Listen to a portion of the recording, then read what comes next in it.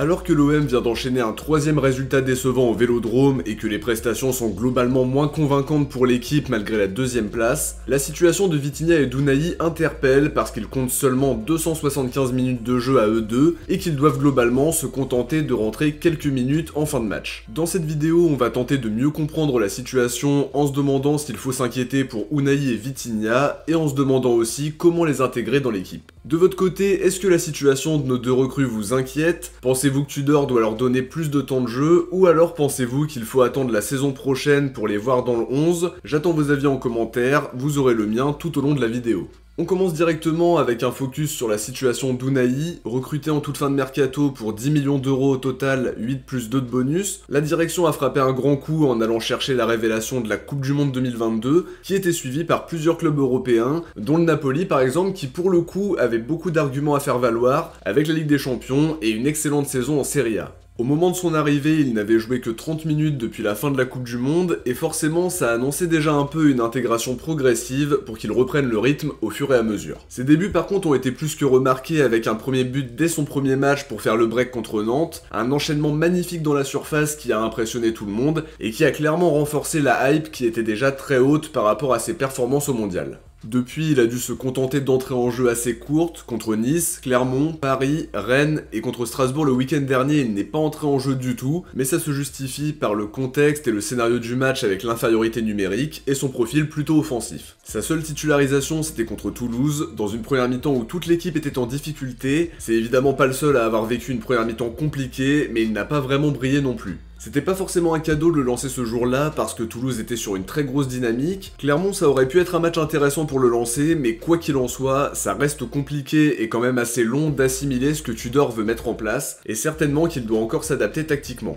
Il postule principalement au poste de milieu offensif gauche à mon avis, parce que le tandem Rongier-Verretou est inamovible dans l'esprit de Tudor. Il est aussi un peu victime du retour en grâce d'Under dans les choix du coach, mais c'est aussi l'exemple à suivre pour lui. Pour le moment, c'est loin d'être un titulaire dans l'esprit de Tudor, il part quand même de loin pour l'instant, et il va devoir se donner à 1000% pour le convaincre, comme ça a été le cas pour Under plus tôt dans la saison. Pour ça, il va devoir mettre beaucoup d'intensité à l'entraînement, s'investir pour avoir une occasion d'être titulaire, et à ce moment-là, être capable d'être très déterminant. Sa situation est peut-être un petit peu différente de celle de Vitinha, dont on parlera plus précisément après. L'idée, c'est d'anticiper le prochain mercato et le départ potentiel, voire même planifié de Guendouzi. C'est une déduction de ma part parce qu'on était sur Ivan Illich en janvier et on était prêt à le laisser à Vérone jusqu'en juin, donc c'était pas forcément une nécessité absolue de recruter au milieu cet hiver, c'était aussi une opportunité à ne pas laisser passer parce qu'il avait beaucoup de prétendants. Il y avait aussi la volonté de recruter un profil capable de jouer derrière l'attaquant et de compenser la blessure d'Harit par ce biais-là pour se concentrer sur un 9, et à côté de ça, le club attend aussi le verdict par rapport à l'éventuelle interdiction de recrutement dans le litige avec Watford.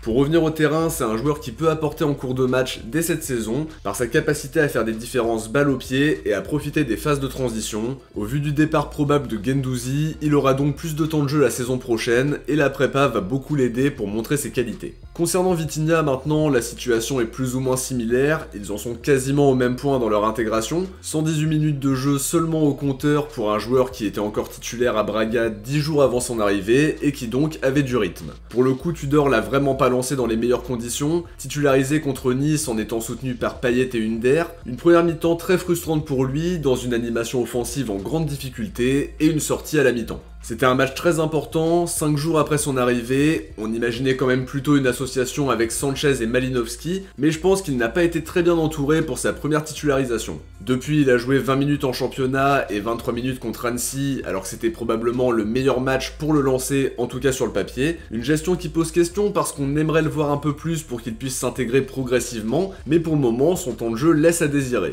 Le leadership de Sanchez est un premier élément de réponse, Tudor le considère comme un indispensable et semble assez peu flexible sur la possibilité de le mettre face au jeu en soutien de Vitinha et aux côtés de Malinowski. Ça lui permettrait pourtant de faire parler sa vision de jeu et de développer une relation technique avec Vitinha car c'est un joueur très intelligent. Le problème dans le cas de Vitinha par contre c'est que le prix du transfert sera toujours mis en avant, les attentes sont logiquement très élevées pour celui qui est le plus gros transfert de l'histoire du club, même si malgré tout faut tempérer l'investissement par rapport au paiement échelonné et à l'amortissement sur la durée du contrat. Ça n'empêche que les 32 millions sont dans toutes les têtes et qu'on aimerait le voir plus souvent, tout en sachant qu'il avait du rythme au moment de son arrivée. Une situation qui pose question parce qu'un trio Sanchez, Malinowski, Vitinha, ça donne vraiment envie sur le papier. Après bien sûr ça se travaille tactiquement et pour le coup Tudor n'a pas utilisé de pur neuf sur les 6 premiers mois. On imagine que ce sera plus facile de s'intégrer après avoir fait une prépa complète avec l'équipe pour que le jeu tourne autour de lui et qu'il soit trouvé par ses coéquipiers. Quoi qu'il arrive, la direction n'a pas investi 32 millions d'euros sur un attaquant pour le mettre à l'écart et je pense qu'il aura un tout autre statut la saison prochaine. C'est un joueur aux qualités énormes qui a besoin d'avoir plus de temps de jeu, qui va devoir saisir sa chance quand il en aura l'opportunité et pour qui le premier but sera très important. On connaît l'impact de la confiance chez les attaquants de pointe. Il a d'ailleurs eu une opportunité contre Paris qui aurait pu lui donner beaucoup de confiance. En tout cas, son entourage n'est pas inquiet, il savait qu'il faudrait du temps et apparemment il aurait été surpris par l'importance physique des défenseurs de Ligue 1. Faut pas oublier non plus sur le plan personnel qu'il a quitté le Portugal pour la première fois dans sa carrière et il faut aussi qu'il se fasse à ce changement, que ce soit pour le logement, maîtriser la langue couramment même s'il me semble qu'il a déjà des bases très solides, c'est une nouvelle vie et ça fait bien sûr partie de l'intégration et c'est pas toujours simple. Par rapport au terrain, on aimerait le voir marquer quelques buts importants sur la fin de saison et dès la saison prochaine de mettre en place un jeu autour de lui pour profiter de ses qualités dans le jeu aérien et sa capacité à finir les actions.